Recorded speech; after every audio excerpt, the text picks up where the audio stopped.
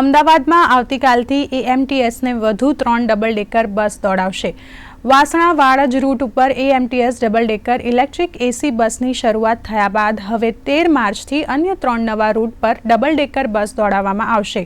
લાલ દરવાજાથી Shilaj, નરોડાથી Lambha circle સુધી અને સાળંગપુરથી સિંગરવા ગામ સુધી ડબલ ડેકર એસી બસ ચલાવવામાં આવશે। આમ અમદાવાદ શહેરમાં આવતીકાલથી કુલ 4 રૂટ ઉપર ડબલ ડેકર બસ દોડશે। બીજી 3 બસો બી અત્યારે મૂકી છે। એમાંથી લાલ દરવાજાથી શીલજ એ રૂટ ઉપર એક લાલ ડબલ ડેકર બસ ચાલશે અને નરોડા પાટિયાથી એક બસ ચાલુ થશે। લાભા સર્કલ સુધીનું ત્રીજું એમ કરી 3 બસો ડબલ ડેકર ફરીથી અમદાવાદમાં ફરતી થશે। અમદાવાદના નગરજનોને ફરીથી ડબલ ડેકરનો લાવો પૂરેપૂરો લાભ મળશે એવી એએમટીએસની આ શરૂઆત છે।